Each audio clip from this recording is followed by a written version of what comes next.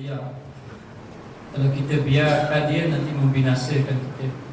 Maka tidak dapat tidak, hendaklah kamu ini bersungguh-sungguh. Dalam waktu yang sama kamu mengekangkan akan dia, yakni kita lawan hawa nafsu dan jangan kita mengikutkan akan dia. Dengan kekal takwa, macam mana kita nak menghadapi nafsu ini? Yakni dengan jalan takwa kepada Allah Subhanahu Wa Taala. Kerana takwa itu sendiri menunjukkan bahawa orang itu meninggalkan apa yang dilarang oleh Allah dan juga melakukan apa yang diperintahkan oleh Allah Subhanahu Wa Taala. Maka hendaklah kekang dia, tahan dia daripada mengikut hawa nafsu. Sesiapa yang selamat tidak mengikut hawa nafsu, maka dia adalah orang yang beruntung. Tetapi kalau dia mengikut hawa nafsu, maka dia adalah orang rugi. Orang yang rugi dan dia dikira bertuhankan kepada hawa nafsu. Afara'aita man ittakhadha ilahahu hawa? Tidakkah kamu melihat bagaimana manusia itu telah menjadikan nafsunya sebagai Tuhan? Lalulah apabila kita dibangkitkan oleh Allah Ta'ala di negeri akhirat, Allah Ta'ala akan bertanya kepada kita, alam takun ayatuna tutla? Tidakkah ayat-ayat kami ini sudah dibacakan kepada kamu? Tidakkah peringatan-peringatan telah diberikan kepada kamu semasa hidup di atas muka dunia? Lalu dia akan mengaku di hadapan Allah, walakin ghalabat alaina shiqwatuna, akan tetapi kami ini telah dikuasai oleh hawa nafsu kami. Bukan tidak percaya, bukan tidak ada peringatan, sudah ada. Bukan tidak ada ayat-ayat Allah, sudah ada dibaca, sudah diberi peringatan. Walakin ghalabat alaina shiqwatuna, akan tetapi kami ini dikuasai oleh hawa nafsu kami. Maka rugilah orang yang terpedaya dengan hawa nafsu. Nafsu ini bukan satu perkara yang mudah. Kita kena mengatasinya satu demi satu. Ada nafsu yang suka, merasa gemar melakukan kejahatan, dan bila dilakukan kejahatan lalu merasa bangga dengan kejahatan tersebut. Kalau boleh biar orang tahu. Kalau dia minum arak, biar orang tahu dia minum arak. Dan dia merasa dia hebat kerana melakukan maksiat kepada Allah. Jadi nafsu ini, nafsu yang menyeru kepada melakukan kejahatan dan tidak merasa bersalah di atas melakukan kejahatan, dan tidak mahu ingin bertaubat kepada Allah Ta'ala, dan tidak merasa sedikit pun penyesalan di atas apa yang dia lakukan. Maka inilah nafsu yang membinasakan mempunyai Tuhan dia. Ada nafsu yang apabila dilakukan kejahatan, dia menyesal. Dia menyesal, kenapalah aku buat jahat, kenapalah aku jadi macam ini. Tapi dia terus buat, lama-lama dia buat. Tapi setiap kali dia buat, dia menyesal. Setiap kali dia buat, dia menyesal dan dia mencela diri. Walaupun demikian, orang yang mempunyai nafsu seumpama ini pun tidak selamat, kecuali dia ini bertaubat kepada Allah Ta'ala di atas apa yang ia lakukan. Ada orang yang nafsunya ingin melakukan kebaikan, buat baik, tapi dalam baik itu ada jahat dia. Ada buruknya. Kalaulah dia sembahyang banyak, hati nak sembahyang, tapi bila sembahyang banyak inginkan dipuji oleh orang. Kalau tidak dipuji, rasa hati tidak tenang, tidak senang. Kalau hati dia tidak dipuji.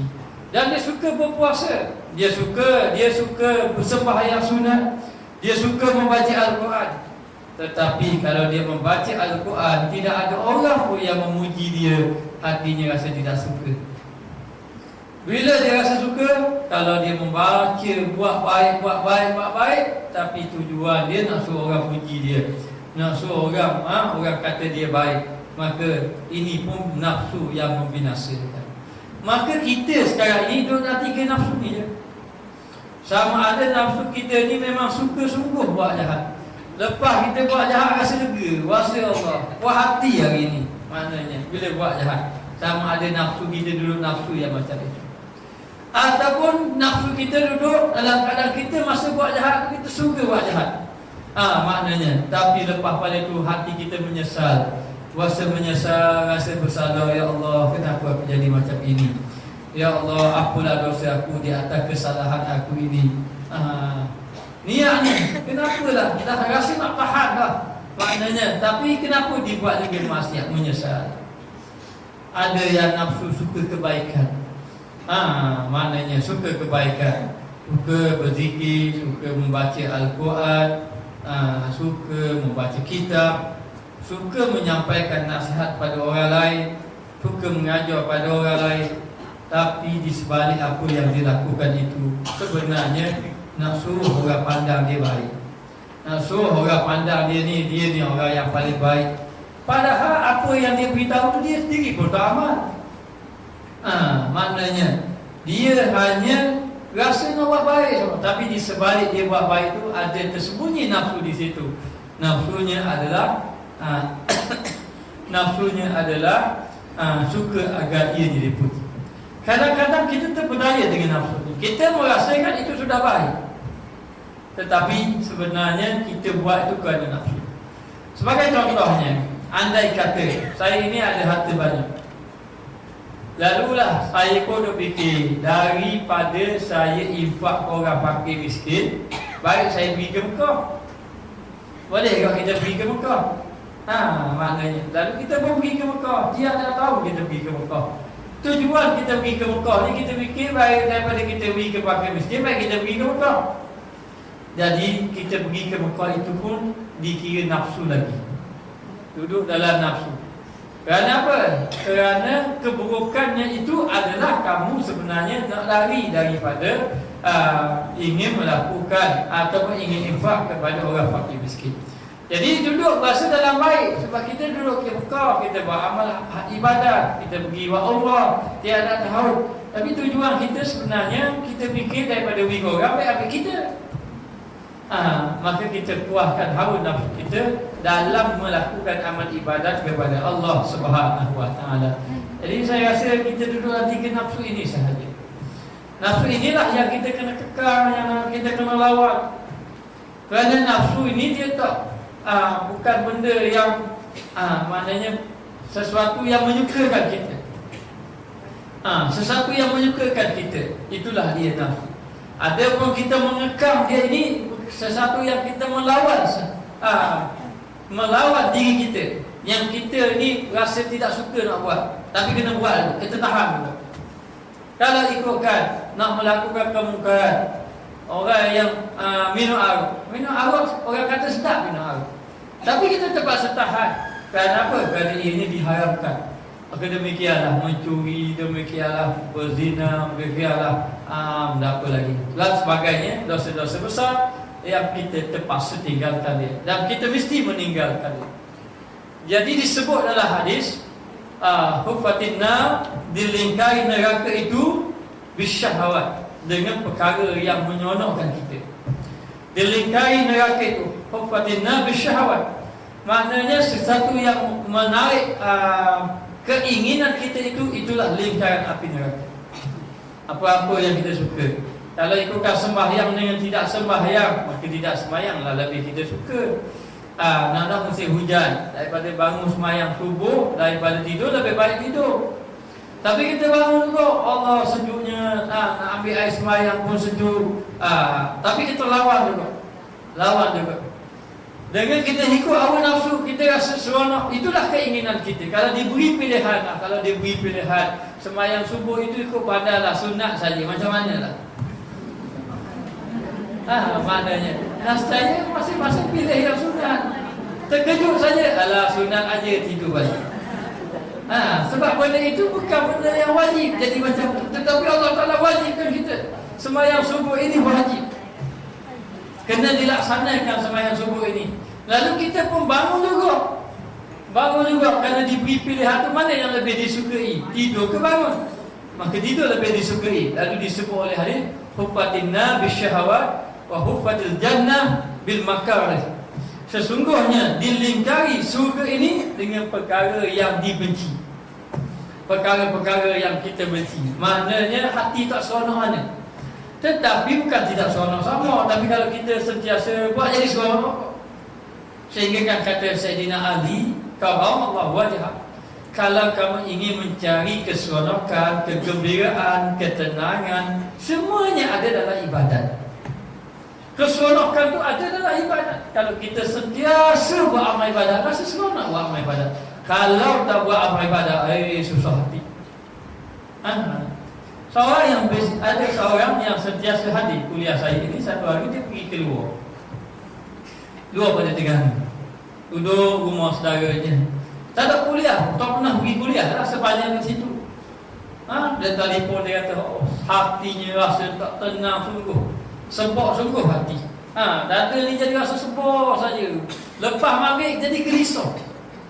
Maknanya sebab tak hadir kuliah ilmu. Yang selama ini pergi sama kuliah ilmu. Lepas maghrib memang ada di masjid. Lepas maghrib memang ada di masjid. Tapi hari itu bila duduk rumah saudara dia, sehari dua hari itu tak apa lagi lah. Tapi dah duduk lama sikit, hati dia tak tenang. Rasa tidak tenang. Saya pun beritahu sedikit. Saya kata di dalam kitab ada menyebut bahawa hati itu kalau tidak diberi makanannya itu selama 3 hari dia akan sakit. Dia kata sungguhlah, sehari dua hari tak rasa benda tu. Mari hari ketiga baru rasa susah hati saja. Dia 3 hari kalau kita tidak beri makanan, dia akan rasa sakit. Lalu kalau tidak diberi lagi, hati yang sakit tidak diberi obatnya. Tidak diberi obatnya, maknanya hati itu lama-lama menjadi mati. Bila hati itu sudah mati, walau dibaca ayat Al-Quran, walaupun dibaca hadis, walaupun diberi peringatan, walaupun diberi kata-kata nasihat, ianya tidak memberi kesan. Kerana hati itu sudah mati. Maka bumi yang mati itu perlu disiram dengan air hujan agar menumbuhkan tanaman-tanaman. Lalu katanya Luqmanul Hakim kepada anaknya, Jalis al-ulama, kamu duduklah bersama dengan ulama-ulama. Sehingga kan kalau boleh lutut kamu bertemu dengan lututnya, main duduk sentiasa dengan dia. Maknanya kerana sesungguhnya ulama-ulama itu menghidupkan hati-hati yang mati, sebagaimana air hujan menghidupkan bumi-bumi yang mati. Lalulah dalam keadaan kalau kita tidak melakukan amal ibadat, sebenarnya hati tidak tenang. Hati tidak tenang. Walaupun orang itu merasa tenang dengan mengikut hawa nafsu. Dia ikut hawa nafsu, dia rasa tenang lah. Dia rasa takut semayang, dia tak semayang. Dia rasa nak buat ni, dia pun buat macam ni. Maknanya, maka dia tidak jaga segala anggotanya. Hatinya tetap tidak tenang. Lalu disebut oleh Imam Al-Ghazali, kamu kena kekang nafsu kamu. Kerana manusia itu tidak selamat kalau dia tidak kekang hawa nafsu. Bagaimana ibadat yang dia tidak kekang hawa nafsu? Sehingga Kang Uwais Al-Qarani mengatakan bahawa kalau seseorang itu beribadat sebagaimana ibadat para malaikat, tetapi dia tidak dapat mengekang hawa nafsunya, maka amal ibadatnya tidak diterima oleh Allah. Kerana ada orang yang mampu melakukan amal ibadat yang banyak, dia boleh buat amal ibadat, tetapi dia tidak boleh membuang nafsu yang ada di dalam hatinya. Maka tidak heran kita melihat orang itu sudah sembahyang, orang itu sudah sembahyang, orang itu selalu membaca Al-Quran, orang itu sudah berzikir, orang itu sentiasa hadir dalam majlis ilmu, tetapi nafsunya masih lagi tidak tercabut. Nafsunya masih lagi ada pada dirinya, sehingga dia ini lalai kepada Allah Subhanahu Wa Taala, lalai menjaga hati. Kadang-kadang yang zahirnya sudah dijaga, sembahyangnya sudah dijaga, tetapi nafsu ujubnya tidak dijaga lagi. Riaknya masih ada lagi dalam amal ibadat. Maka kekang nafsu ini zahir dan batin. Dan segi zahir pun kita jaga. Jangan kita yang sebagai contoh sahaja, kita jaga lidah kita. Jangan kita kata pada orang lain, tapi kita jaga juga batin kita. Jangan kita tidak jaga batin. Sudah kita tidak kata pada orang, oh Alhamdulillah aku ni orang baik, kerana tidak kata orang. Maka ini batin rosak juga, kotor juga. Maka hendaklah kamu kekang kedua-duanya. Dengan kekang apa? Dengan kekang takwa. Takwa ini dengan arti kata merasa takut kepada Allah, sehingga kan kegerunan rasa takut kepada Allah Ta'ala menyebabkan seseorang itu dapat meninggalkan maksiat. Nabi Yusuf AS ketika digoda oleh Siti Zulaikha agak melakukan maksiat kepada Allah, apa Nabi Yusuf kata? Inni akhafullah. Aku takut kepada Allah. Takut kepada Allah. Begitu juga kisah seorang wanita yang dia fakir, dia miskin. Lalu dia pergi berjumpa dengan lelaki tadi. Lelaki tadi boleh, dia kata, kalau kamu ingin hati aku, tetapi dengan syarat kamu ini mesti berzina dengan aku. Lalu wanita tadi tak jadi, takut, tak jadi, mula tidak jadi. Balik rumah tengok anak menangis. Anak menangis, makanan tidak ada. Susah hati. Susah hati. Jadi dalam keadaan tu dia pun duk fikir macam mana ni. Kalau atas diri dia tak apalah, tapi dia ingat anak-anak dia pun pergi juga jumpa lelaki tadi. Dia kata tak apalah, dia kata dia sanggup lah. Maka ketika nak berlaku perzinaan, tubuh dia menggelotar ketakutan. Lalu lelaki tadi tanya, kenapa kamu rasa gelotar? Dia katakan, aku takut kepada Allah. Kan aku takut kepada Allah. Lalulah lelaki tadi insaf. Dia kata, kamu ini dalam keadaan fakir takut pada Allah. Aku dalam keadaan kaya lupa kepada Allah Ta'ala. Akhir tadi orang fakir tadi, orang kaya tadi menangis menyesal, lalu mengambil harta tadi beri kepada orang wanita yang fakirah tadi, yang fakir tadi, ambillah harta kamu. Kerana dengan sifat kamu ini menyedarkan aku kepada Allah Subhanahu wa ta'ala. Maka sesiapa yang tidak ada perasaan takwa kepada Allah, maka mudah terjerumus kepada maksiat. Sesiapa yang tidak ada perasaan takut kepada Allah, maka dia ini mudah melakukan kemungkaran kepada Allah Ta'ala. Maka dia dikira orang yang mengikut hawa nafsu. Jadi kita jangan terberdaya dalam melakukan amal ibadat kepada Allah Ta'ala. Ramai orang yang boleh melakukan amal ibadat, ramai orang boleh melakukan apa yang diperintahkan oleh Allah, tetapi lebih ramai lagi orang tidak mampu meninggalkan apa yang dilarang oleh Allah. Maknanya yang disuruh oleh Allah itu sudah boleh buat, tapi yang dilarang oleh Allah itu pun banyak lagi yang manusia tidak mampu melaksanakan dia.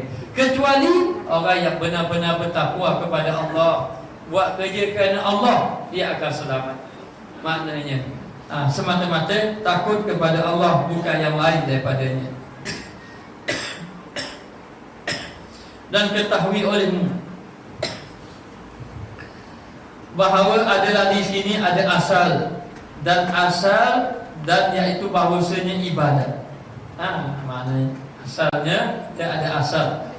Jadi apa tujuan kita ini dilahirkan di atas muka dunia?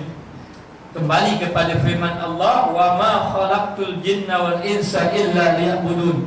Tidak aku jadikan jin dan manusia kecuali untuk mengabdikan diri kepada aku.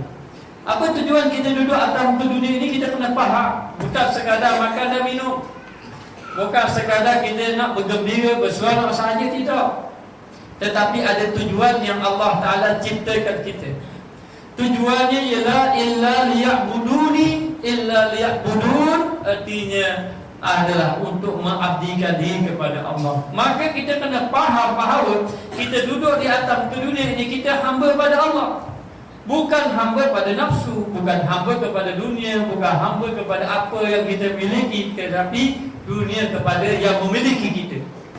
Kita hamba kepada yang memiliki kita, yakni Allah Subhanahu wa ta'ala. Jadi kita hanya duduk atas muka dunia, mesti kena menyerah diri pada Allah dan menghambakan diri kepada Allah. Dan tidak kamu melakukan amal ibadat itu kecuali kepada Allah Ta'ala saja. Illa liya'budun. Ini tujuan kita. Melakukan amal ibadat kepada Allah dalam keadaan mengenal Allah, dengan merasa takut kepada Allah Subhanahu wa ta'ala. Maka dikatakan di sini bahawa ibadat itu dua bahagi, terbahagi kepada dua. Satu bahagi berusaha dan satu bahagi menjauhkan. Usaha itu dipanggil iktisab, menjauhkan itu dipanggil ijtinab dalam bahasa Arab. Maka ada dua. Kita duduk di atas dunia ini menjadi hamba Allah Ta'ala. Jadi sebagai hamba ini ada dua tugas. Yang satu dia panggil iktisab, yang kedua dia panggil ijtinab, ataupun dia panggil imtisal. Imtisalu awamirillah wa jtinabu nawahihi sirran wa alaniyah. Inilah yang dikatakan oleh ulama. Imtisal Dengan arti kata iktisab, yakni tugas kamu di atas muka dunia adalah hanya mengikut segala perintah Allah. Apa yang Allah Ta'ala perintahkan kepada kamu, kamu mesti melakukan. Ini satu kewajipan bagi orang yang beriman kepada Allah. Maka dikatakan di sini, ibadah itu mesti mengikut Allah. Ibadah itu mesti mengikut baginda Rasulullah sallallahu alaihi wasallam. Jadi Allah Ta'ala suruh kita melakukan amal ibadah, illa liya'buduni, hamba kamu mengabdikan diri kepada aku. Tapi bagaimana nak mengabdikan diri kepada Allah Ta'ala? Bagaimana contohnya? Maknanya, maka Allah Ta'ala utuskan Rasulullah sallallahu alaihi wasallam. Dengan Rasulullah ini ditunjukkan segala amal ibadat. Sallu kama ra'aitumuni usalli. Sembahyanglah kamu sebagaimana aku sembahyang. Maka sembahyang Nabi sebagaimana kita sembahyang. Kalau Nabi sembahyang subuh 2 rakaat, kita sembahyang 2 rakaat. Kalau Nabi 4, kita pun 4, kena ikut Nabi. Kalau Nabi sembahyang adanya Fatihah, adanya baca tahiyat akhir, maka demikianlah. Itu dari segi zahirnya. Maka dari segi batin, dalam sembahyang Nabi itu diajar agar mengingati Allah, maka batin kita pun kena mengingati Allah Subhanahu wa ta'ala. Maka ibadat ini tiga antaranya suruh. Apa yang Allah Ta'ala perintah, Allah Ta'ala suruh, maka kita kena laksanakan. Maka melaksanakan perintah Allah ini dengan arti kata dalam keadaan tadarruk, dengan dalam arti kata tunduk dan patuh sebenar-benar patuh. Allah Ta'ala tak suruh sebagaimana suruhnya Nabi Ibrahim kepada menyembelih anaknya. Allah Ta'ala tak suruh. Kita ini sebagaimana suruhnya umat Nabi Musa alaihissalam. Umat Nabi Musa alaihissalam, ketika Nabi Musa meninggalkan umatnya kerana nak mengambil kitab Taurat, wa izwa adna Musa 40 lailah summa takhaftumul ajla min ba'dihi wa antum zalimun. Tak kala Allah Ta'ala berjanji kepada Nabi Musa, wahai Musa, hendaklah kamu meninggalkan kaum kamu ini selama 40 hari. 40 hari tinggal. Summa takhaftumul ajla min ba'dihi wa antum zalimun. Tiba-tiba umatnya telah mengambil patung berhala, anak lembu yang berbentuk anak lembu. Berbentuk anak lembu itu akan hari disembahnya. Ketika Nabi Musa ini tinggal, jadi ada pengikut dia. Atau silap saya nama Musa juga, Musa Samiri. Dia pun kumpul. Nabi Musa telah tinggalkan kamu ini, kamu kumpul segala barang-barang kemas kamu, harta-harta kamu dikumpulkan. Nabi Musa tak suruh buat macam tu, tapi dia buat. Lalu orang kumpulkan emas-emas. Bila orang kumpulkan emas-emas, disimpan di satu tempat. Kemudian dia pun tengok Nabi Musa. Lalu kesan dari tempat Nabi Musa lalu itu ada keluar, benda tu hidup tumbuh. Lalu dia ambil kesan tadi tu. Macam mana dia ambil, mungkin ladang kuda ke, ataupun rumput yang pernah tu, yang pernah dipijak oleh kuda yang dinaiki oleh Nabi Musa ke, tapi hanya dikata kesan daripada pijakan tadi, dia pun ambil. Kemudian emas tadi tu dia cairkan dan dia bentukkan bentuk lembu, anak lembu. Kemudian kesan tadi dia pun gosok, tiba-tiba hidup. Lalu dia kata inilah Tuhan. Lalu orang pun sembah Tuhan. Bila sembah Tuhan belaka, Nabi Harun ada ketika itu beritahu, orang tak terima apa yang dikampaikan oleh Nabi Harun. Sebab tu sebagai pendakwah jangan heran kalau kita berdakwah orang tak terima. Sebab kisah Nabi Harun sendiri pun pernah berdakwah. Sedangkan Harun itu Nabi Musa mengatakan huwa afsahu minni lisanan. Nabi Harun itu orang yang fasih bercakap, orang yang pandai berpidato. Tetapi orang tidak menerima apa yang Nabi Harun katakan. Ketika Nabi Musa balik saja, Nabi Musa terkejut tengok umatnya telah menyembah patung berhala. Ketika itulah Nabi Musa berkata, wa iz qala Musa liqaumihi ya qaumi innakum zalamtum anfusakum bittakhadzikumul ajla fatubu ila bari'ikum faqtulu anfusakum dzalikum khairul lakum in kuntum ta'lamun. Lalu Nabi Musa balik tengok umatnya telah menyembah patung-patung berhala. Yang disuruhnya sembah Allah. Masa Nabi Musa ada suruh sembah Allah, mereka sembah Allah. Tetapi apabila Nabi Musa balik, mereka sembah patung-patung berhala. Lalu Nabi Musa berjumpa dengan Nabi Harun, marah pada Nabi Harun, katanya dipegangnya baju. Tidakkah aku menyuruh kamu agar melihat umat jangan menyembah selain pada Allah? Kata Nabi Harun, wahai Musa, jangan kau marah kepada aku sudah menyampaikan dia. Aku sudah memberitahu kepadanya, tetapi mereka itu tidak mau mengikutku. Bahkan mereka itu menyembah patung-patung berhala, yakni menyembah anak lembu tadi yang diperbuat daripada emas. Lalu Nabi Musa pun minta mereka bertaubat kepada Allah. Lalulah mereka bertaubat kepada Allah. Allah Ta'ala perintah umat Nabi Musa tidak sama dengan umat kita. Tidak sama, jauh berbeza. Kita kalau melakukan dosa besar, apa yang berlaku? Kita kena bertaubat, tubu ilallah taubatan nasuha. Kita kena bertaubat kepada Allah Ta'ala dengan taubat nasuha. Yang dulu-dulu kita tinggalkan lagi. Cukuplah dengan penyesalan kita, dengan rasa insaf kita, dengan menangisnya kita, dengan azab kita nak meninggalkan maksiat. Itu sahaja. Kalau ada terambil orang, itu hantar balik, beri balik hak-hak dia. Itu sahaja. Tapi apa yang berlaku pada umat Nabi Musa? Umat Nabi Musa mengatakan bahawa Allah Ta'ala beritahu kepada Nabi Musa, annakum zalamtum anfusakum bittikhazikumul ajla, kamu telah menzalimi diri kamu dengan menyembah patung anak lembu tadi. Faqtulu anfusakum, hendaklah kamu membunuh diri kamu. Umat Nabi Musa kalau dia bertaubat dengan dosa besar, dia kena bunuh diri. Ini umat Nabi Musa. Zalikum khairul lakum in kuntum ta'lamun, itulah yang paling baik kalau kamu ketahui. Maknanya umat Nabi Musa ini, maknanya kalau dia melakukan dosa besar, dia kena bunuh diri dia sendiri. Macam mana? Kalau dia tidak membunuh dirinya sendiri, maka dosa yang dia menyembah patung berhala itu tidak akan terampun oleh Allah. Ini umat Nabi Musa AS. Maknanya kerana taubat ia kepada Allah Ta'ala. Adapun kita cukup bertaubat kepada Allah Ta'ala, lalu dia rasa takut, macam mana nak bunuh diri sendiri? Macam mana nak membunuh?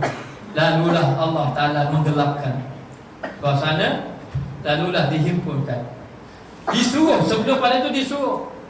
Baik, disuruh ada yang ahli keluarga. Ada yang ahli keluarga menyembah berhala, patung anak lembu, ada yang tidak menyembah. Lalu Nabi Musa kata, yang tidak menyembah itu membunuh yang menyembah. Lalu diberinya pisau ataupun senjata untuk membunuh, tapi tidak tergamau. Yang pegang pisau itu pak saudara, yang menyembah itu anak saudara.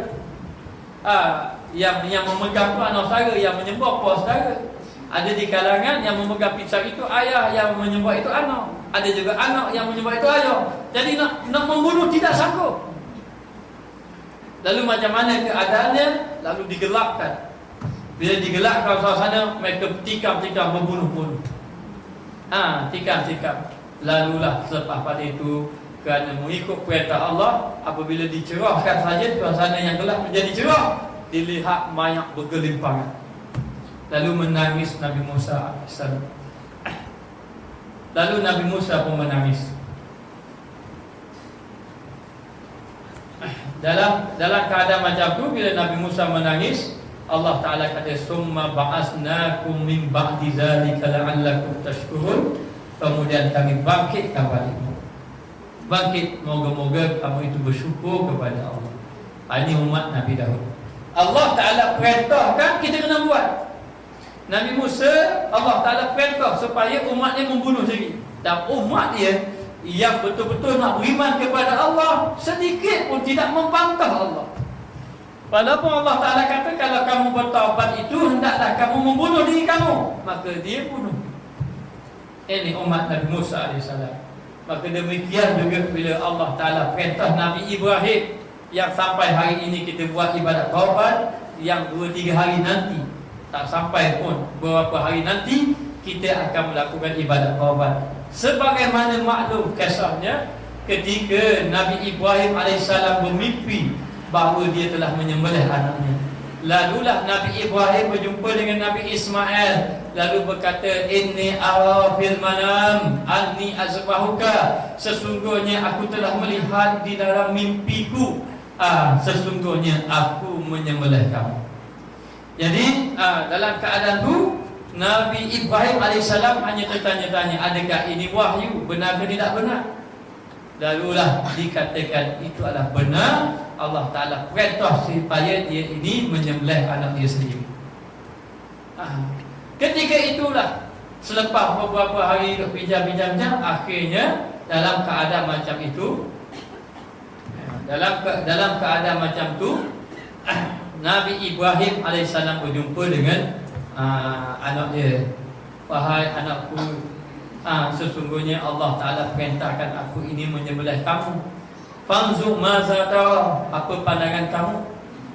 Lalu jawab Nabi Ismail, ya abati fa'al ma tu'mar, satajiduni insyaallah minas sabirin. Wahai ayahku, maka buatlah apa yang Allah Ta'ala perintahkan kepada kamu. Nescaya kamu akan dapati bahawa aku adalah hamba-Mu yang sabar. Syaitan menggoda Nabi Ibrahim, menggoda isterinya, mengatakan suami kamu sudah gila, dia ingin menyembelih anaknya sendiri, anak kamu dia nak sembelih. Lalu isterinya tanya, kenapa suamiku ingin menyembelih anak aku? Katanya syaitan tadi, dia mendakwa Allah Ta'ala perintah. Lalulah kata isterinya, kalau itu perintah Allah, maka aku meradainya. Ini perintah Allah. Kita sebagai orang yang beriman, segala perintah Allah kita kena turuti. Dan kita diringankan tidak sebagaimana umat dahulu, adalah dengan berkat doa Nabi kita Muhammad sallallahu alaihi wasallam. Jadi Nabi kita minta janganlah ditaklifkan hukum yang berat-berat kepada umatnya sebagaimana umat-umatnya yang terdahulu. Lalulah Nabi Ismail pun menyerah diri kepada Nabi Ibrahim agar dirinya disembelih. Lalu ketika itu, sebelum daripada hari penyembelihan itu, lalulah Nabi Ismail dimakankan dengan makanan yang baik-baik, yang enak-enak, yang lazat-lazat. Kemudian dipakaikan dengan pakaian yang baik-baik. Lalulah ketika sudah makan kenyang-kenyang semua, pakaian hebat semua dah baik-baik, lalulah Nabi Ibrahim pun membawalah anaknya Ismail. Lalu ketika dibawanya pisau yang untuk disembelihnya, dan dibawanya tali untuk diikatinya. Lalulah pergilah di tempat nak menyembelih anak tadi. Apabila pisau letak di tengkuk, lalu Nabi Ismail berkata, wahai ayahku, saya ingin berpesan, nanti kalau saya mati nanti, janganlah jangan bagi anak-anak yang sebaya dengan saya masuk dalam rumah. Nanti ibuku akan mengenangkan aku, dia akan sedih. Sedangkan apa yang aku lakukan ini kerana mengikut perintah Allah. Lalu Nabi Ibrahim kata, wahai anakku, nanti ayah akan turunkan kamu. Lalu Nabi Ibrahim pun nak sembelih. Bila nak sembelih, Nabi Ismail kata, wahai ayahku, aku ingin berpesan kepada kamu, apabila kamu ingin menyembelih aku, maka tajamkanlah pisau itu. Akan mudah aku menyerahkan diriku ini kepada Allah. Aku bimbang kalau pisau itu tidak tajam, maka menyakiti aku. Nah, saya aku bimbang takut aku tidak menurutkan apa yang diperintahkan oleh Allah. Kata ayahnya Ibrahim, wahai anakku, ayah sudah menajamkan pisau untuk menyembelih kamu. Lalu diletakkan pisau dekat tengkuknya. Ketika itu Nabi Ismail lagi berkata, wahai ayahku, tolonglah kuatkan ikatan, ikat aku kuat-kuat, supaya apabila sembelih aku dapat menahan kesakitan, dan aku tidak lari daripada perintah Allah Ta'ala ini. Wahai anakku, sesungguhnya ayah akan ikat kuat-kuat supaya dapat melaksanakan apa yang telah diperintahkan oleh Allah Subhanahu wa Ta'ala. Lalu Nabi Ismail pun nak sembelih. Ketika Nabi Ibrahim nak menyembelih Nabi Ismail kata, wahai ayahku, ketika kamu menyembelih, maka jangan bawa balik baju aku. Nanti bila aku bawa balik baju aku, nanti ibu akan bertanya, itulah darah anakku. Nanti dia akan menangis. Katanya, baiklah, ayah akan turun. Lalu ketika Nabi Ibrahim ingin menyembelih, anak dia kata lagi, tolong jauhkan tubuhmu daripada tubuhku. kerana bimbang nanti darahku terpercik pada bajumu, baju ayah. Nanti bila ayah balik, nanti ibu akan tanya. Ibu akan tanya, itu darah anak kita. Nanti dia akan menangis. Katanya Nabi Ibrahim, baiklah, ayah akan turunkan. Lalulah Nabi Ibrahim ingin menyembelih anaknya. Ini perintah Allah. Lalulah ketika disembelihnya, Nabi Ibrahim tidak sanggup memandang anak dia. Setelah dia letakkan pisau di tengkuk tadi, lalu dia pun ingin menyembelih, dia tidak sanggup melihat anak dia. Lalu dia berpalinglah, memandang ke arah lain. Lalu dia pun menggerakkan pisaunya. Tiba-tiba terkejut dia bahawa arah yang dipandang tadi, melihat Nabi Ismail ada di sebelahnya. Lalu dia pun melihat apa yang dia sembelih. Dia sembelih rupanya ditukar dengan kipas yang besar. Allah Ta'ala menggantikan dia. Maka inilah asal usul sejarah yang berlakunya ibadat Qurban. Sampai hari ini Allah Ta'ala perintahkan kepada kita. Itu pun bukan wajib. Ibadat Qurban ini sunat sahaja. Bagi sesiapa yang ada kewangan, ada harta, ada kemampuan, atau boleh melakukan ibadat Qurban. Tetapi bagi ibadat wajib, mesti kita melaksanakan. Kerana sebagai hamba, kita mesti melakukan apa yang Allah Ta'ala perintahkan kepada kita. Maka dia kata di sini, ibadat ini dia ada dua.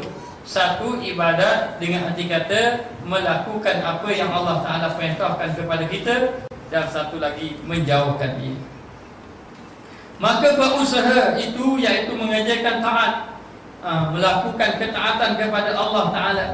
Dengan arti kata melakukan ibadat mengikut sebagaimana yang diajar oleh Nabi SAW. Itu dipanggil ketaatan kepada Allah.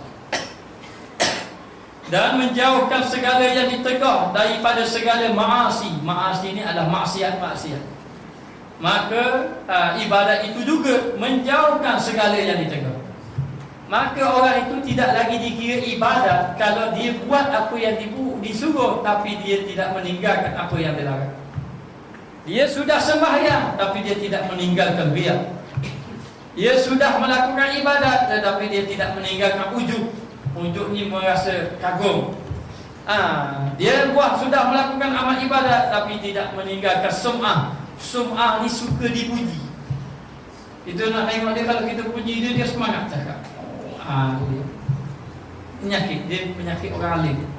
Penyakit orang alim, penyakit ahli ibadat. Kalau dipuji, maka semangat dia.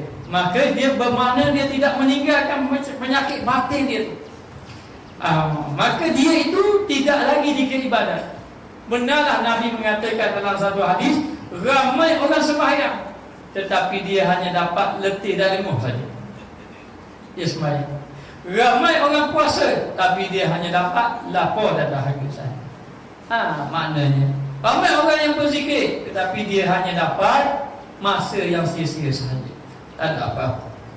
Maka sesungguhnya tidak ada artinya ibadat kalau tidak mampu meninggalkan maksiat. Jangan kita gaduh kepada ibadat yang banyak, maksiat yang dapat ditinggalkan. Sedangkan orang yang baik itu, walaupun dia kurang ibadatnya, tetapi dia berjaya meninggalkan maksiat. Itu lebih baik. Orang itu meninggalkan maksiat, dia kurang ibadat, lebih baik daripada orang yang banyak ibadat tetapi selalu melakukan maksiat kepada Allah Ta'ala. Maka ditegah daripada segala ma'asi dan juga sayyiat. Sayyiat ni kejahatan-kejahatan. Kejahatan-kejahatan. Susah nak tinggalkan kejahatan. Kita tidak hairan orang yang sembahyang banyak. Kita tidak hairan orang yang membaca Quran banyak. Tetapi kita merasa kagum orang yang berjaya meninggalkan maksiat. Sehingga kan ulama mengatakan meninggalkan maksiat ini lebih besar kesabaran. Kesabaran meninggalkan maksiat itu lebih besar pahalanya daripada kesabaran melakukan ketaatan kepada Allah. Maka dia kata, dan iaitulah dinamakan takwa. Apa takwa? Takwa ni maknanya apa yang Allah Ta'ala perintah buat, apa yang Allah Ta'ala tinggal itu, Allah Ta'ala tinggal larang itu ditinggalkan. Bukan takwa itu sebagai takut. Ya, ramai takut. Kalau diceritakan tentang mati, memang takut belaka. Takutnya kita kalau mati. Allah cerita mengenai azab memang takut. Tapi apa bukti dia ni benar-benar takut kepada Allah? Bukti dia ini benar-benar takut kepada Allah. Apa yang Allah Ta'ala perintah dia buat, apa yang Allah Ta'ala tinggal dilarang maka ditinggalkan. Ini dia benar-benar takut kepada Allah. Lalu kenapa ditinggalkan? Kerana saya takut pada Allah. Kalau saya buat nanti berdosa. Dan kenapa kamu buat ibadat? Kalau ibadat ni kan ini perintah Allah. Kalau saya tak buat, saya berdosa. Maka dia buat ini, apa yang diperintah, dia tinggalkan yang. Itulah yang dikatakan takwa. Jadi setinggi mana takwa? Lalu Nabi sebut at-taqwa hahuna Nabi wa yusiru ila sadrihi salasa ma'at. Lalu Nabi tunjuk di atas dadanya sebanyak 3 kali. At-taqwa hahuna, at-taqwa huna. Maknanya takwa duduk di sini. Apa makna duduk sini? Duduk dalam hati. Jangan duk kata kitalah orang yang paling bertakwa. Tidak boleh mengaku demikian. Nabi saja boleh mengaku, akulah orang yang paling takwa kepada Allah. Itu Nabi. Adapun kita tidak boleh. Maka takwa bukan duduk pada pakaian. Oh, orang ni pakai jubah selebat ini, oh mana ni orang takwa ni. Bukan takwa. Orang maknanya orang yang kadang-kadang yang pakai gitu pun dia ahli maksiat kadang-kadang. Maknanya jadi nak beritahu dalam keadaan tu, orang yang bertakwa ini dalam keadaan hati yang betul-betul tulus kepada Allah, ikhlas kepada Allah Ta'ala, dia dapat menjauhkan diri daripada maksiat. Dan iaitulah dinamakan takwa. Dan bahawasanya bahagi menjauhkan atas tiap-tiap kelakuan, terlebih sejahtera, terlebih selamat. Kalau dia kurang ibadat tapi dia banyak meninggalkan maksiat, itu lebih selamat ibadat. Maknanya itulah yang paling mungkin dapat meninggalkan maksiat. Kita ni dulu maksiat dah. Bangun pagi maksiat. Paling kurang maksiat kita maksiat lalai pada Allah. Maksiat lalai pada Allah itu sebenarnya sudah fikir maksiat. Kalau dihitung hari kita bangun sampai kita tidur, banyak mana kita ingat pada Allah? Sedikit saja. Itu tak termasuk dengan cerita kuskul hatta hijil pagi. Main waktu 2-3 jam lalai kita kepada Allah. Lalai. Jadi duduk dalam sehari itu maksiat. Dia suruh kita ini sebenarnya nak beritahu ni, kita ni ibadat sebenarnya nak selamat ni, hati sentiasa ingat Allah. Daripada pagi sampai petang ingat. Orang pun tanya, dah ustaz nak ingat mana pagi petang? Orang tanya, dia seorang lelaki tu.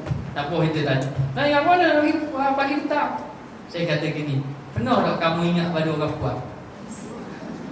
Kata, ada juga. Dah kalau ada juga, bukan pagi petang. Kalau ada 26 jam ingat. Sampai tidur tu ingat lagi. Maknanya, tak orang panggil nama orang lain pun ingat nama tu juga. Itu ingat pada makhluk. Maka demikian, kalau kamu mampu mengingati Allah siang malam, Masya Allah, itulah dia orang yang selamat. Selagi mana kita lalai pada Allah, jangan mendapik dada. Selagi mana kita ni banyak lalai pada Allah, takut kita nak berjumpa dengan Allah. Allah tak ada asal-asal pandangan. Kalau orang itu boleh kecek, pakai jubah 3 lapis, pakai ini orang panggil ulama besar tadi. Maknanya duduk pun tempat yang hebat-hebat. Oh, ni memang ulama besar ni. Sebab apa? Sebab jubah dia 3 lapis. Sebab ni kena tebarkan sebab. Ridak ni biar banyak, biar belit tekuk. Maknanya, jadi nak beritahu manusia kita boleh tipu, tetapi di hadapan Allah tidak boleh kita. Maknanya Allah Ta'ala tahu kedudukan kita dalam keadaan macam itu. Maka dia kata di sini terlebih sejahtera dan terlebih patut. Terlebih mana yang perlu kita, lebih perlulah ke? Sungguh apa yang Allah Ta'ala suruh memang kita perlu ambil peringatan. Betul tak? Sembahyang, betul? Allah Ta'ala suruh memang kita perlu sembahyang. Lepas tu zakat, haji dan sebagainya. Itu tentu. Dalam perkara yang dilarang itu lebih lagi perlu. Maksiat itu perlu juga. Kadang-kadang kita ambil berat mengenai apa yang diperintah saja, tetapi kita tidak mengambil berat apa yang dilarang. Apa yang dilarang, yang diperintah suruh menunaikan haji, maka dia pergi haji. Tapi yang dilarang, harta itu halal ke tidak halal tu, adakah harta yang diharamkan oleh Allah, itu kena ambil berat. Yang disuruh itu sembahyang, ya sudah sembahyang. Tetapi dalam keadaan kita sembahyang yang ada riya, ujub, takabur, sum'ah dan sebagainya, itu kena ambil berat. Antara dua itu, kata Imam Ghazali, yang dilarang itu perlu lagi ambil berat daripada yang disuruh. Maknanya sebab itu setengah-setengah kita tengok ada orang yang dia itu tidak ahli ibadat. Uwais Al-Qarani yang Nabi mengatakan sebaik-baik tapi itu bukan ahli ibadat yang banyak. Bukan jenis ibadat yang banyak, tetapi jenis orang yang ingat Allah Ta'ala banyak. Jadi ramai orang yang buat amal ibadat, buat amal ibadat banyak tetapi ingat sedikit. Ada orang yang kurang ibadatnya dari segi zahirnya tetapi ingat itu banyak. Maka mengingat Allah Ta'ala itu penting. Maka kita kena ambil berat. Sehingga kan seorang sahabat Al-Uzaifah Al-Yaman, dia pergi berjumpa dengan Rasulullah. Dia tanya mengenai apakah perkara-perkara yang buruk. Orang tanya apakah perkara yang baik, apa perkara yang baik, perkara yang baik. Jadi sahabat Nabi jumpa Rasulullah, dia tanya apakah perkara yang baik. Nabi kata macam ni. Apakah syurga? Kata macam ni. Apakah amalan-amalan yang baik macam ni. Tapi bila sampai kepada Huzaifah Al-Yaman, jumpa Rasulullah, ya Rasulullah, apakah perangai yang buruk? Apakah dia ahli neraka ni macam mana? Apakah penyakit-penyakit dia? Jadi dia tanya, terbalik dengan orang tanya. Lalu sahabat-sahabat tanya, hai Huzaifah, orang lain tanya hal baik-baik, kamu tanya hal buruk-buruk. Kenapa tanya hal buruk? Maknanya lalu Huzaifah mengatakan bahawa aku tanya hak buruk tu supaya aku dapat belajar nak meninggalkan hak buruk. Jadi kadang-kadang kita tidak sedar, kita banyak jaga hak baik-baik. Maknanya hak semaya, hak tu baik-baik. Tetapi kita tidak menjaga hak buruk-buruk supaya hati kita ini bersih, tidak. Tapi yang kita caranya gitu yang baik-baik saja. Betul, alhamdulillah ramai yang sudah sembahyang, ramai yang sudah membaca Al-Quran. Tapi bagaimana dengan hati kita? Kita kena tengok, adakah ibadat yang kita lakukan ini memberi kesan kepada kita ataupun tidak. Sehingga kan dikatakan di antara perkara yang rugi apabila ada ilmu maka tidak diamalkan. Ini perkara yang rugi. Maknanya apabila ada orang-orang yang baik maka tidak mengambil kata-kata nasihat daripada orang yang baik. Kita sudah duduk dengan ulama. Tapi kita cerita keadaan Malaysia ini hujan banyak. Ulama datang daripada dua negara. Kita pun kata keadaan Malaysia ni Syekh, hujan banyak Syekh. Kadang-kadang dia kata banjir tu. Padahal dia tu jarang sekali. Lepas tu kita tanya, wahai Syekh, bagaimana nak mengubah hati yang selalu ni? Wahai Syekh, kami sudah melakukan amal ibadat tapi hati masih lagi kotor. Bagaimana nak mengubatinya? Jadi kalau duduk dengan ulama dua negara, jadi dia tu tetamu. Kata Syekh Yusuf, dia kata pada saya, aku ini tetamu kamu, macam aku ni orang yang mati di mandi mayat. Di mana kamu bawa aku pergi belaka. Katanya, kamu bawa aku pergi belaka. Sebab aku ni tetamu, aku tak tahu kamu nak bawa aku. Maknanya. Jadi dalam keadaan macam tu kita bawalah yang tempat-tempat baik. Tapi bila datang, katanya di antara orang yang rugi ni, apabila ada orang-orang yang baik, orang-orang yang soleh, maka dia tidak gunakan peluang untuk bercakap perkara yang baik-baik. Ini dia kira orang yang rugi. Dan termasuk juga orang yang rugi hanya orang yang mengambil berat tentang perkara-perkara yang baik, mengambil perkara-perkara yang zahir tetapi meninggal yang batin. Meninggal perkara-perkara yang batin. Jadi begitulah kita kena banyak berdoa pada Allah, dan kita kena ingat bahawa selagi mana kita tidak mampu meninggalkan perkara-perkara yang tidak baik di dalam hati kita. Ini di dalam hati ini banyak ujubnya sebenarnya. Di dalam hati ini banyak riaknya. Dalam hati ini banyak sum'ah. Kadang-kadang bila dicerita-cerita, ustaz ini bagus, saya tak jumpa orang macam ustaz tu.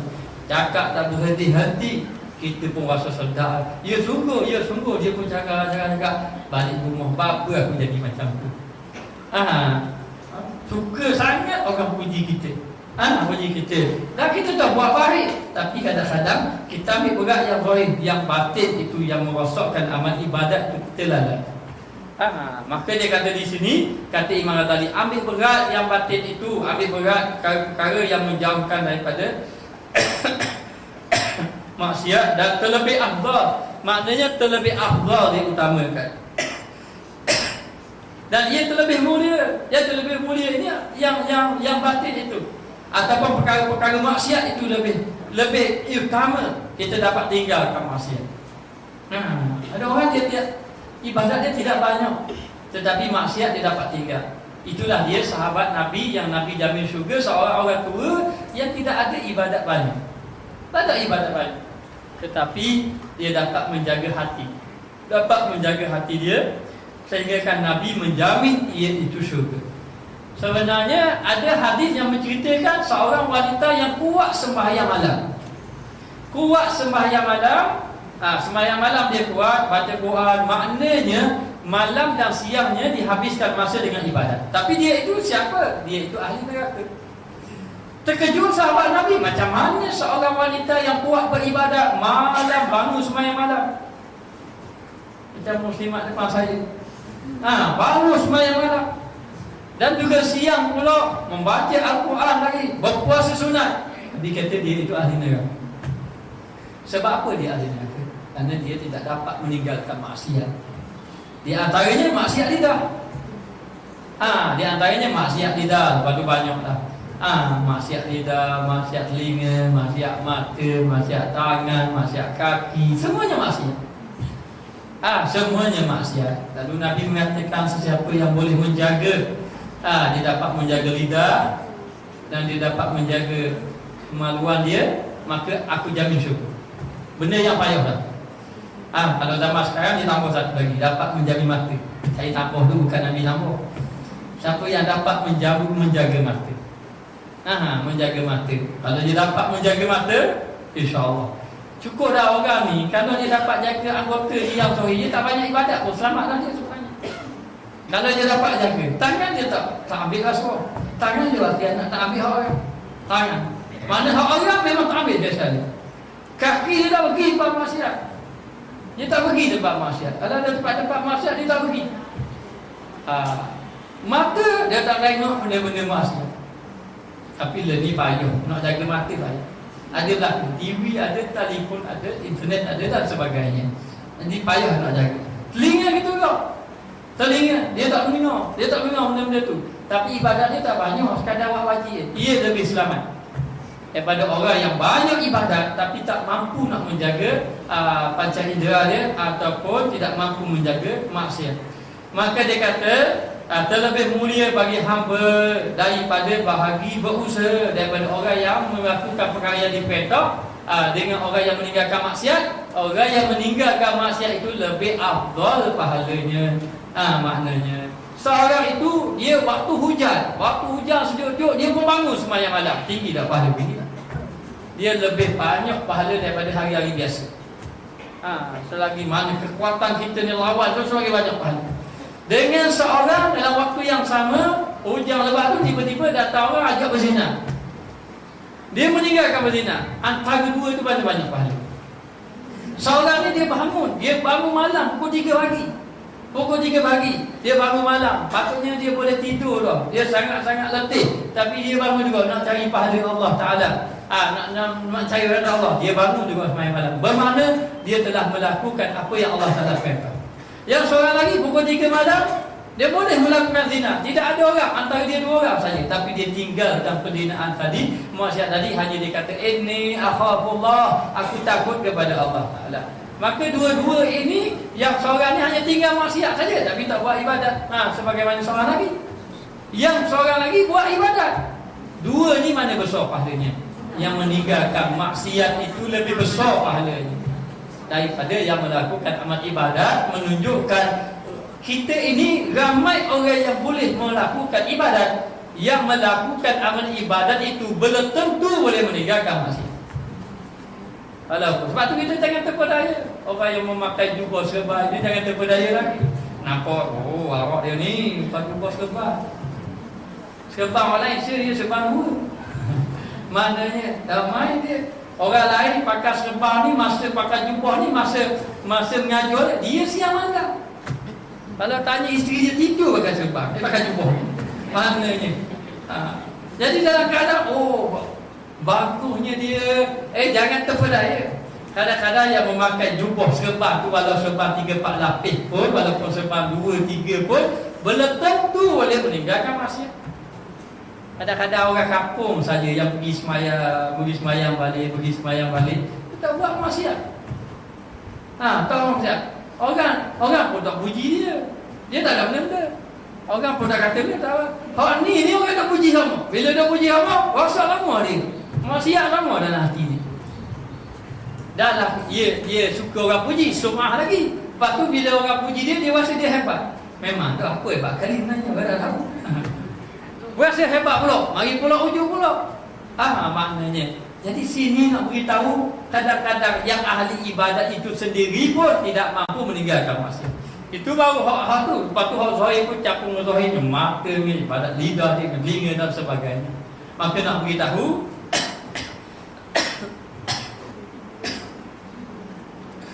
kerana yang demikian itu dibimbangkan orang yang permulaan, yakni orang yang mubtadi. Ini baik-baik orang yang permulaan. Orang yang permulaan dibimbangkan, jadi disibukkan. Kerana orang yang permulaan ni dia sibuk apa? Dia sibuk nawak ibadat. Dia sibuk benda yang dipentah. Betul tak? Pekat awal ni kita sibuk benda yang dipentah. Kita tak sibuk lagi wujud, sebab kita tak buat ibadat lagi. Jadi pekat awal ni, jadi kita ni dia panggil orang mubtadi. Dia ada orang mubtadi, permulaan. Lepas tu ada orang mutawassit, pertengahan. Ada orang muntahi, orang akhir.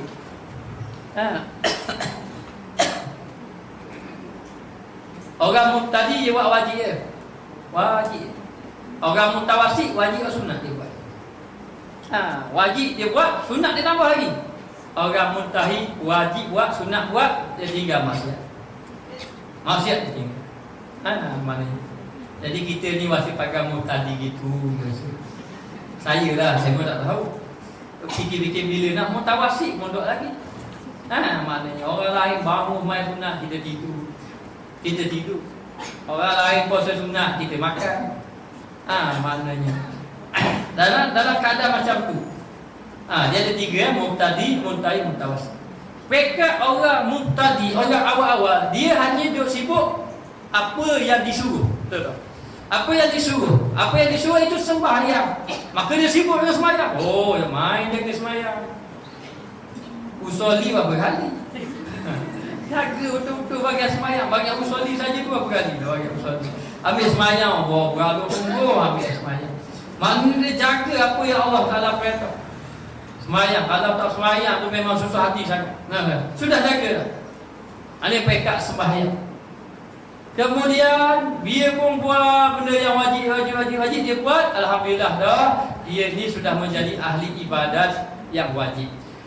Sembahyang 5 waktu itu sudah tidak ditinggalkan. Dah jadi ahli ibadat dah. Lalu dia kata, you dah buat, you tak sembahyang. You dah sembahyang dah. Lalulah dia pun sudah bertambah lagi. Lalulah dia pun nak menambah ibadat sunnah. Saya dulu masa belajar pondok, saya cari buku ibadat sunat. Saya tak dalam hati, tidak ada ibadat sunat kecuali aku buat lagi. Dulu kita pun cari. Buka kitab, sunat mutlak, buat sunat mutlak. Buka lagi buku, sunat taubat, buat sunat taubat. Benda apa? Buatlah ke? Apa kita cari buku-buku siapa sesat? Semua ibadat sunat aku buat dah. Dulu, ni semua ibadat sunat tak buat lagi. Jadi balik dia.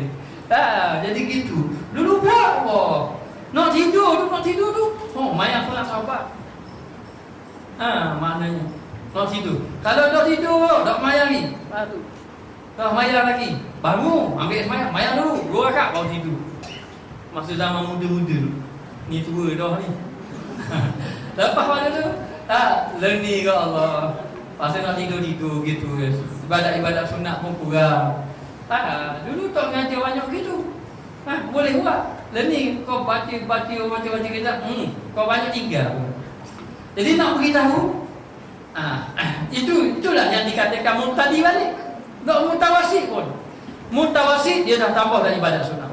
Sembahyang sunat nyamai, sembahyang sunat dah tambah dari ibadat sunat. Apa lagi puasa tambah lagi puasa pun.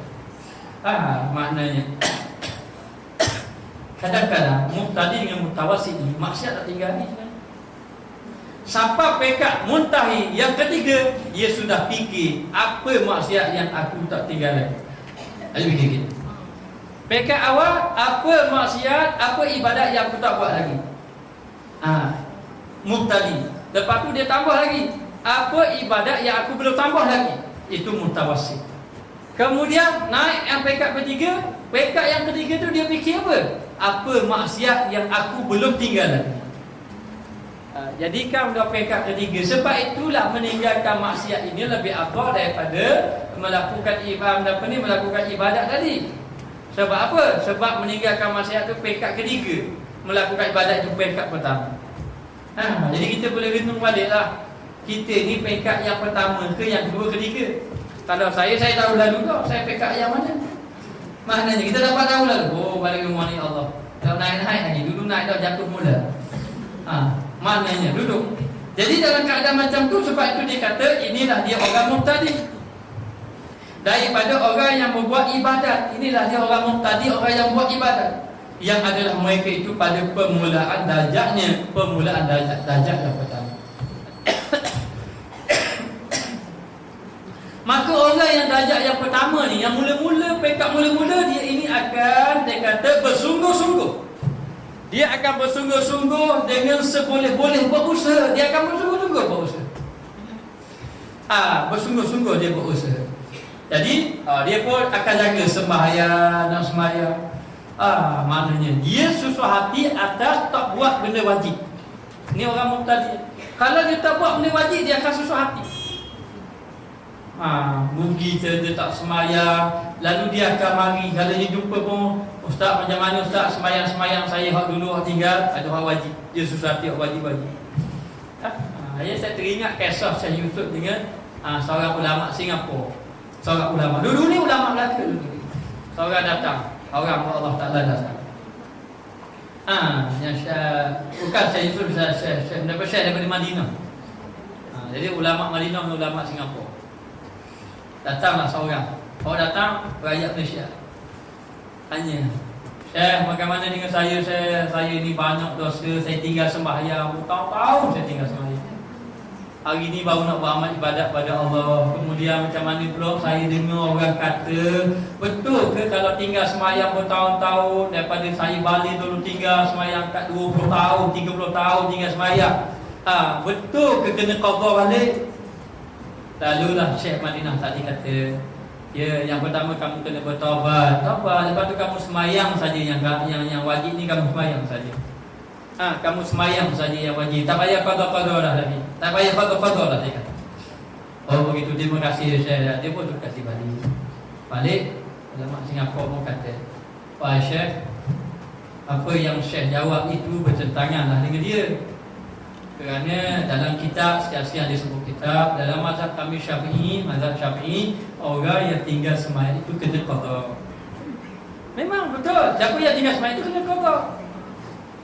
Kena qada, memang kena qada. Lalu dalam keadaan macam tu, Syekh Madinah kata, memang betul, aku pun faham mazhab kamu. Tapi aku menjawab, aku tengok keadaan orang itu. Kalau aku kata pada dia, kamu kena qada, berapa tahun kamu kena qada? 30 tahun. Okey, baik. Satu hari itu 17 rakaat satu hari. Jadi satu hari itu 17 rakaat kali dengan 365. Keluar berapa? Kalau keluar berapa, lepas tu pula memang kena kali dengan 30 tahun pula, 30. Keluarlah beribu-ribu rakaat. Situlah pesa. Hari-kali tak main-main lah, payah tak main. Tak sembahyang. Jadi inilah hikmah dia. Bukan aku kata hukum tu tak betul, aku tak kata hukum dia tu, aku kata tak payah qada itu, dengan dia kata tak payah qada lagi. Kerana dia pekat muqtadi. Kalau pekat muqtadi nak fikir lagi dulu, pekat dia suruh buat wajib dulu. Nanti dia dah sembahyang dia mari. Syekh kata tak payah qada, tak sedap kena qada lah. Dia marilah gitu. Kita terus kabur lalu. Kabur aku balik-balik 500,000 rakaat. Mending ke? Mending. Jangan biasa. Isteri balik tanya, apa? Kerana jumpa Syekh pensan. Sebab apa? Sebab saya kata kena qada sebanyak 500,000 rakaat. Bini dia pula besar. Susah juga. Jadi dalam keadaan macam tu, kita ni pekat orang muqtadi, pekat awal. Pekat awal ni duk sibuk dengan apa? Dengan apa yang diperintahkan dah. Tengok susunan Imam Al-Ghazali. Susunan dia Imam Al-Ghazali sebut. Lalu dia kata di sini. Sebab itulah saya nak beritahu, kita kena faham. Sebab itu program-program yang saya buat, baik kita buat program untuk rumah makmutu, kelas-kelas apa ni, saya tak buat qiyam mulai. Qiyam mulai ni orang mutawassit. Kita bawa program cuti sekolah, musim hujan, ada qiyam mulai, budak ni pada. Dia semayang yang wajib pun tak tentu lagi. Semayang wajib pun kita buat program qiyam mulai selalu. Sebab itu Imam Ghazali susun dah. Kamu kena faham, kamu ini mubtadi ke, mutawassit ke, ya muntahi.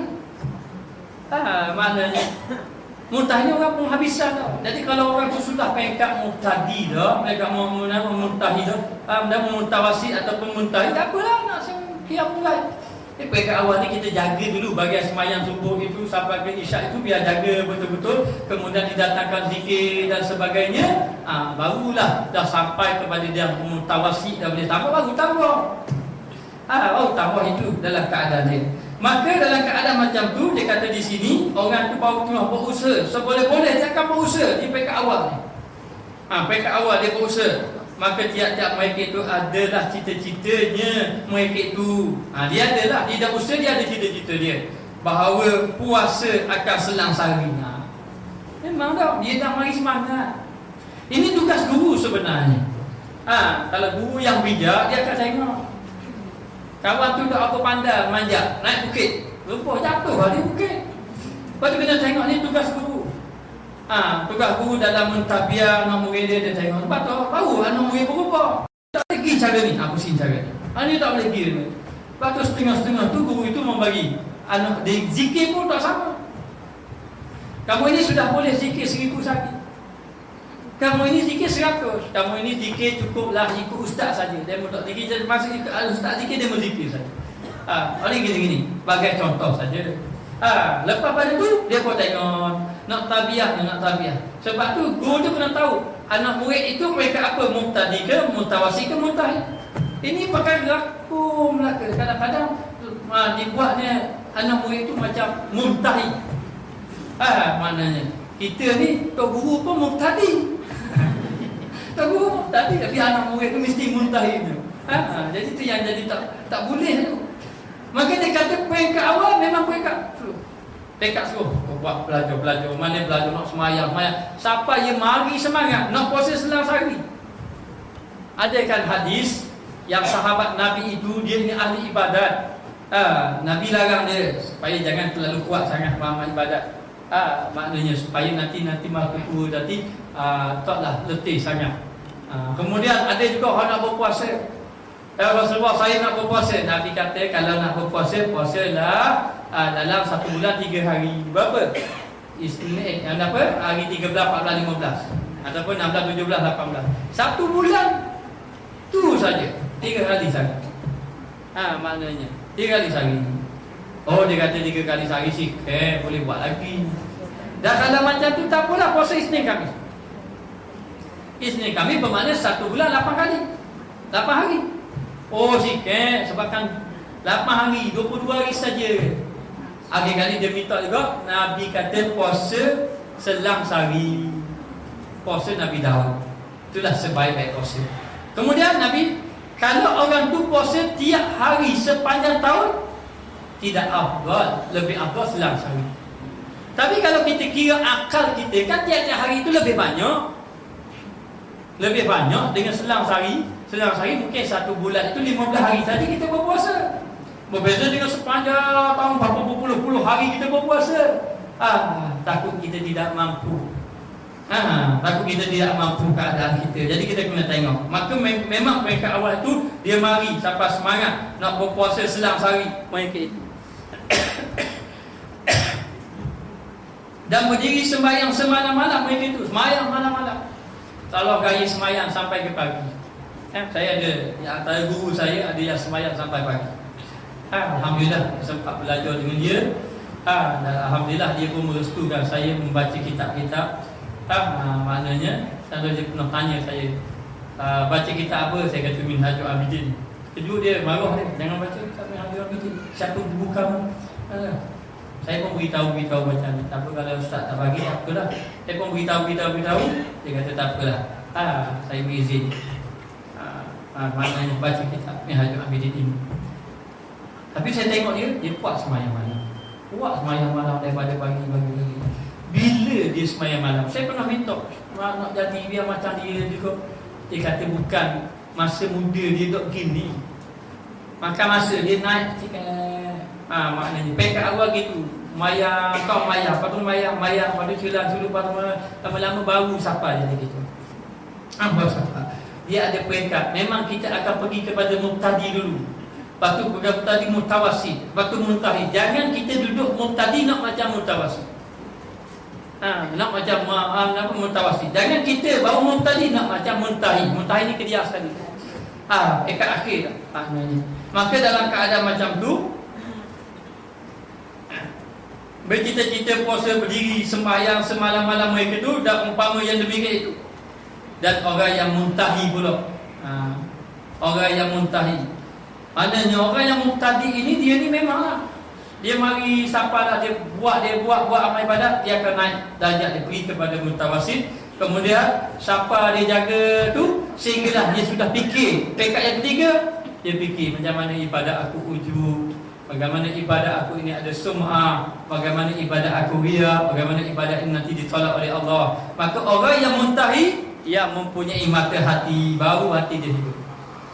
Orang yang dah fikir tu baru hati dia hidup. Hari dia hati dia ingat pada Allah. Sebab tu tak heran kalau orang ni dulu begitu, bila dia tambah ibadat, dia jadi berubah. Dulu mana keras dan ni lembut dah. Dulu mana pasal gini, dulu pasal gitu, lagi pasal gini. Dulu tak berzikir, lagi nak berzikir tau. Dulu kuat berjihad, lagi tak kuat berjihad. Dia jadi gitu apa? Pasal dia tahu. Jadi kita ini mubtadi sebenarnya. Tadi jadi orang jadi yang kuat berjihad itu muntahi. Ini yang tidak kuat berjihad ini mubtadi. Maka dia kata di sini, orang yang muntahi iaitu orang yang mempunyai mata hati. Daripada orang yang ahli ibadah, dia ada hidup mata hati dia. Ingat kepada Allah. Sebab ada orang ahli ibadah tapi mata hatinya lalai pada Allah. Angkat takbir, ke mana dia ingat? Angkat takbir, macam-macam dia ingat. Hatinya boleh pergi ke mana-mana. Boleh pergi ke mana-mana, hati dia ingat. Tetapi orang yang ada mata hati, dia angkat takbir, dia terus ingat kepada Allah Ta'ala. Maka dia kata, daripada orang yang ahli ibadat, bimbang dengan seboleh-boleh, menjauhkan maksiat. Hati dia ni bimbang. Dia bimbang, dia sibuk, dia rasa takut daripada dengan seboleh-boleh menjauhkan maksiat. Hati dia dah fikir nak jauhkan maksiat. Sebab tu pekat orang pertama, hati dia fikir nak buat ibadat. Orang yang pekat akhir, hati dia fikir nak tinggal maksiat.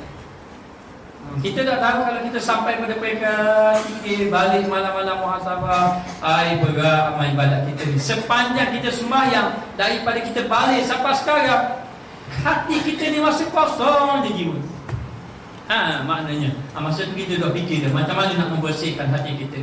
Maka dia kata, sesungguhnya cita-cita mereka itu bahawa memeliharakan akan hati. Maka orang muntahi ini, mereka itu orang muntahi, yakni dia nak menjaga hati. Lepas tu kita pun kena menjaga hati kita. Jaga hati kita agar hati kita ini biar benar-benar tunduk kepada Allah, ikhlas kepada Allah Ta'ala dalam melakukan amal ibadat. Kemudian dia kata, memelihara hati mereka itu daripada cenderung. Cenderung apa tu? Cenderung kepala. Cenderung kepada yang lain daripada Allah, supaya hatinya tidak cenderung selain daripada Allah. Biar kepalanya ataupun hatinya tunduk kepada Allah. Buat sesuatu memanglah kerana Allah Ta'ala. Orang-orang soleh dahulu, dia buat satu kerja, dia akan fikir apa kebaikan pada akhirat. Kalau aku keluar ke rumah, apa kebaikan pada akhirat. Kalau aku pergi ke Maidin, apa kebaikan akhiratnya. Maknanya, jadi dia akan fikir supaya hati dia cenderung. Kemudian hati dia ingat, lepas dia buat ibadat, dia jaga dulu hati ni. Lepas main ibadat dia istighfar, astagfirullah, astagfirullah. Lepas pada buat amal ibadat maknanya.